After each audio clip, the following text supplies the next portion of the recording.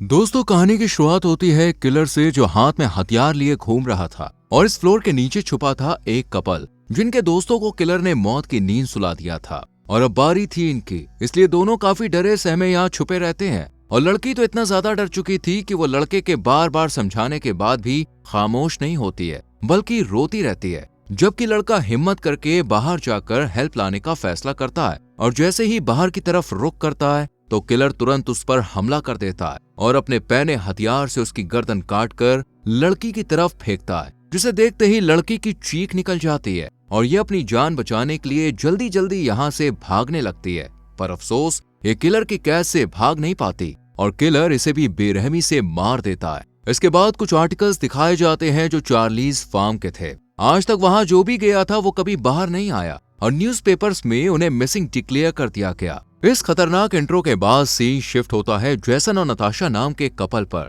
जिनके साथ मिक नाम का एक आदमी भी था जो जैसन का दोस्त था। जैसन और मिक कहीं घूमने की प्लानिंग कर रहे थे, तभी मिक जैसन से कहता है कि क्यों ना हम सब चार्लीज फार्म चले, जिसे बेस्ट हॉरर प्लेस माना जाता है। हालांकि पहले वहां पर एक फैमिली रहती थी, लेकिन वो आदमखोर थी, इसलिए टाउन के लोगों ने उस पूरी फैमिली को खत्म कर दिया और आज 1000 एकड़ में फैला वो घर पूरी तरह से वीरान और सुनसान है। इसलिए वहां कैंपिंग करने का भी मजा अलग ही आएगा। ये सब सुनकर जैसन चार्लीज फार्म चलने के लिए राजी हो जाता है और नताशा अपनी दोस्त मेलेनी को भी कॉल कर ट्रिप पर चलने को कहती है। हालांकि मेलेनी और नताशा नहीं जानती थी कि वो कहाँ जा रही हैं। खैर, अगले दिन मेलेनी अपना सामान लेकर इन लोगों के पास आ जाती है और मिक मेलेनी के साथ फ्लर्ट कर अपनी सेटिंग करने की कोशिश करता है और मेलेनी को भी मिक का ये मजाक के अंदाज काफी पसंद आता है और फिर चारों जीप में सवार होकर अपनी ट्रिप के लिए निकल पड़ते हैं। मस्ती मजाक से भरा ये सफर काफी लंबा था। शाम ढलने को थी, इसलिए सब लोग एक पब में जाकर चार्लीज फार्म की सटीक लोकेशन के बारे में जानने की कोशिश करते हैं,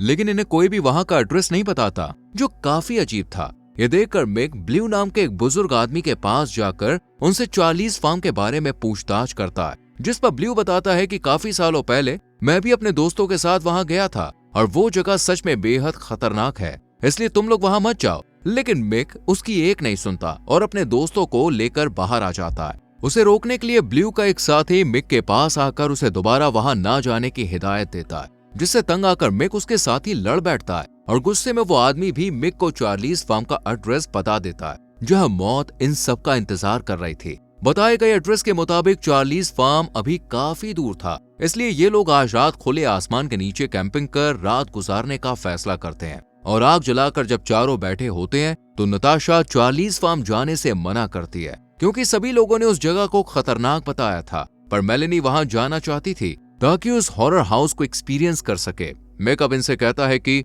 मैं तुम्हें चार्लीज फार्म की पूरी कहानी बताता हूँ जो चाइल्डहुड में मुझे सुनाई गई थी।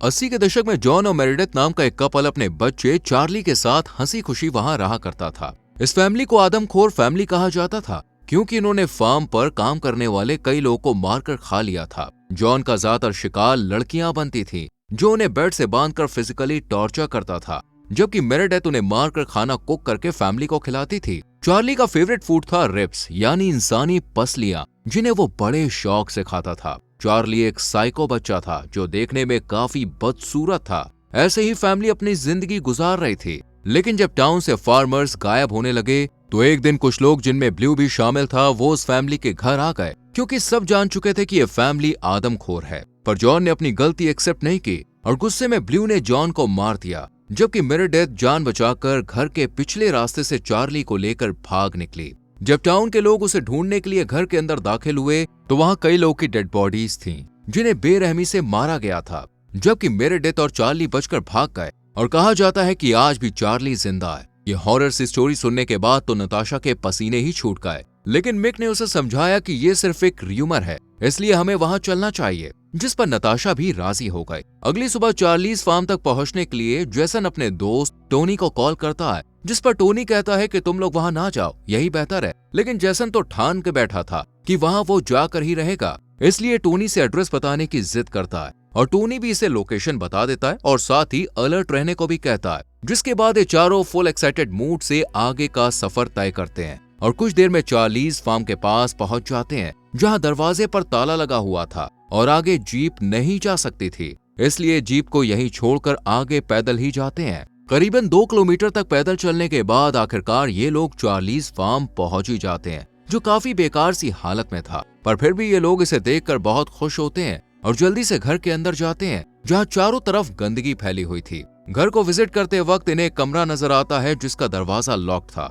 लेकिन मिक थोड़ी देर की मेहनत के बाद इस डोर को ओपन कर देता है और जब सब अंदर जाकर देखते हैं तो इन्हें चार्ली के बचपन का एक टेडी मिलता है, जो मेलेनी को काफी क्यूट लगता है, इसलिए वो उसे अपने पास रखने का फैसला करती है। हालांकि नताशा उसे ऐसा करने से मना करती है, पर वो उसकी एक नहीं सुनती और अपने बैग में टेडी को रख लेती है। जेसन जब एक रूम में जाता है तो उसे जमीन पर खून के धब्बे नजर आते हैं। ये वही कमरा था जहां एक लड़की जिसका नाम एम्बर था उसे टॉर्चर किया गया था। यहाँ से कहानी पास्ट में घूमती है। जब टाउन के लोग घर के अंदर एंटर हुए तो उन्हें एम्बर की बीच में से चिरी हुई डेड बॉडी मिली थी, जबकि कुछ और भी लोग की डेड बॉडीज मौजूद थी जो सड़ी हुई हालत में थी, मानो वो सालों से यहाँ पे हो। जब टाउन के लोग को मेरेडिथ और चार्ली नजर नहीं आए तो उन्होंने उन्हें तलाशना शुरू कर दिया और कुछ ही देर में मेरेडिथ को पकड़ भी लिया, जिसके साथ चार्ली नहीं था, क्योंकि मेरेडिथ ने उसे पहले ही कहीं छुपा दिया था। जबकि मेरेडिथ ने लोगों को बताया कि वो 1 साल पहले मर गया है और इस झूठ पर यकीन कर लोगों ने मेरेडिथ को भी मार डाला और ये सब चार्ली भी छुपकर देख रहा था। ये पूरी कहानी मिक ही सुना रहा था, जिससे ये तीनों थोड़े घबरा जाते हैं, लेकिन फिर मिक सबको काम डाउन कर सोने के लिए रूम्स में भेज देता है। रात को मेलेनी जब चार्ली का टेडी अपने पास रखकर सो रही होती है तो अचानक उसे अपने सामने एक लंबा चौड़ा इंसान नजर आता है, लेकिन वो गहरी नींद में होने की वजह से उस पर ध्यान दिए बिना वापस सो जाती है। नेक्स्ट डे गॉर्डन और अलीसा नाम के 2 और शख्स चार्लीज फार्म में आते हैं और इन लोगों से मुलाकात कर बताते हैं कि हम यहाँ अपने दोस्तों को तलाशने आए हैं जो हफ्तों पहले यहाँ से गायब हो गए और शायद ये मूवी की शुरुआती कपल की ही बात कर रहे थे। खैर, सब बैठकर नाश्ता करते हुए चार्लीज फार्म की बात करने लगते हैं और मेलेनी इसी बीच चार्ली का टेडी लेने जाती है तो वो उसे बैग में नहीं मिलता। इस चोरी का इल्जाम वो मिक पर लगाती है, लेकिन मिक साफ इनकार कर देता है कि उसने टेडी नहीं लिया। ये सुन मेलेनी इन सबको बताती है कि कल रात को कोई रूम में आया था और शायद वही टेडी ले गया, लेकिन कोई भी इसकी बात पर यकीन नहीं करता और फिर सब लोग 2-2 के ग्रुप में डिवाइड होकर फार्म को एक्सप्लोर करने के लिए निकल पड़ते हैं। रास्ते में इन्हें कई लावारिस कार खड़ी नजर आती है जिनके मालिकों का कहीं कोई नामो निशान नहीं था, लेकिन फिर भी ये लोग डरते नहीं है बल्कि आगे बढ़ते रहते हैं। कुछ दूरी पर मिक और मेलेनी को एक अंधेरे में डूबा हुआ गड्ढा नजर आता है जिसमें से बहुत ही भयानक बदबू आ रही थी, पर अंधेरा इतना ज्यादा था कि इन्हें कुछ भी नजर नहीं आया और ये आगे बढ़ गए, लेकिन इन्हें ये नहीं पता होता कि कोई उन पर नजर रखे हुए है। खैर, मिक और मेलेनी को आगे एक लेक मिलती है जिसके अंदर दोनों नहाने चले जाते हैं। दूसरी तरफ एलिसा और गॉर्डन को दिखाया जाता है जिन्हें गोदाम के बाहर एक कुल्हाड़ी मिलती है जिसे गॉर्डन उठा लेता है, पर यह काफी खतरनाक सी थी, इसलिए एलिसा कुल्हाड़ी को यहीं रखने का हुक्म देकर गॉर्डन को लेकर गोदाम के अंदर जाती है जहां एक बिस्तर मौजूद था जिस पर चार्ली सोता था, लेकिन इन्हें ये बात समझ नहीं आती और जैसे ही दोनों बाहर निकल रहे होते हैं तो अचानक चार्ली कुल्हाड़ी से गॉर्डन के चेस्ट पर वार करके उसे मार देता है, जबकि एलिसा जान बचाने के लिए जल्दी से दरवाजा बंद कर एक कोने में छुप जाती है। लेकिन चार्ली दरवाजा तोड़कर अंदर आ जाता है और इसका डरावना दानव जैसा रूप देखकर एलिसा के तो पैरों तले जमीन ही खिसक जाती है और कुछ ही मिनटों में चार्ली ने एलिसा को ढूंढकर उसे बेहोश कर दिया और फिर जमीन पर लेटाकर बेरहमी से उसके सर को ट्रैक्टर के पहिए से कुचलकर मार दिया। इधर टोनी को अपने दोस्तों की काफी फिक्र हो रही होती है, इसलिए वो उनकी खैरियत लेने के लिए तुरंत चार्लीज फार्म की तरफ निकल पड़ता है और दूसरी तरफ हम नताशा और जैसन को देखते हैं जिन्हें भी एक गोदाम जैसी जगह मिलती है जिसके अंदर सिर्फ जैसन जाता है। इसी बीच हम मेलेनी और मिक को देखते हैं जो लेक में कुछ हसीन रोमांटिक लम्हे साथ बिता रहे थे, लेकिन अचानक मेलेनी चीख पड़ी क्योंकि उसके सामने खड़ा था चार्ली। लेकिन मिक चार्ली को देखकर जरा भी नहीं डरता और बड़े कॉन्फिडेंट से लेक के बाहर निकलकर चार्ली से बात करने जाता है, क्योंकि उसने मिक और मेलेनी के रोमांस में दखल देकर पूरा मूड खराब कर दिया था, इसलिए वो उसके पास जाकर उसे भला बुरा कहने लगता है। पर चार्ली का इस पर कोई असर नहीं होता, बल्कि वो तो हंसता रहता है और फिर अचानक हाथ में मौजूद हथियार से मिक के प्राइवेट पार्ट को काटकर शरीर से अलग कर देता है और उसे मिक के मुंह में ठूस देता है और यहीं पर मिक की तड़पते हुए जान चली जाती है। अब चार्ली का अगला निशाना था मेलेनी, इसलिए वो लेक से निकलकर जल्दी से वहां से भागने लगती है, पर चार्ली से बच नहीं पाती और चार्ली उसे जल्दी से पकड़कर जमीन पर गिरा देता है और बेरहमी से उसका निचला जबड़ा उखाड़कर उसे मार देता है। शाम के वक्त टोनी भी चार्लीज फार्म पहुंच जाता है और जब अंदर जाकर देखता है तो वहां उसके दोस्त नहीं होते, लेकिन हाँ, एक दीवार पर उन सभी के नाम लिखे हुए होते हैं जिन्हें जैसन, मेलेनी और बाकी दोस्तों ने याद के तौर पर लिखा था, इसलिए ये इन्हें ढूंढने लगता है। दूसरी तरफ हम नताशा को देखते हैं जो अब जेसन के बाहर आने का इंतजार कर रही थी। लेकिन काफी देर बाद भी जब जेसन बाहर नहीं निकलता तो वो खुद अंदर चली जाती है और ये देखकर हैरान होती है कि जेसन यहाँ नहीं है। लेकिन उसे तभी बेड के नीचे से जेसन की आवाज सुनाई देती है, जो डरा सहमा नताशा को बताता है कि मैंने यहाँ किसी को देखा है जिसके हाथ में एक खतरनाक सा वेपन है। हालांकि शुरुआत में नताशा को ये प्रैंक लगता है, पर जब चार्ली यहाँ आता है तो उसे जेसन की बात पर यकीन हो जाता है और दोनों खामोश बैठे रहते हैं। इससे पहले कि चार्ली ने अपना शिकार बना पाता, इतने में यहाँ टोनी आ जाता है और चार्ली के साथ फाइट करने लगता है। मौके का फायदा उठाकर नताशा और जेसन ने भागने की कोशिश की, लेकिन तभी चार्ली ने टोनी के गले का मांस फाड़कर उसकी जान ले ली और जेसन की तरफ बढ़ा। इससे पहले कि जेसन कुछ समझ पाता, चार्ली ने बेरहमी से उसका गला काटकर उसे मार डाला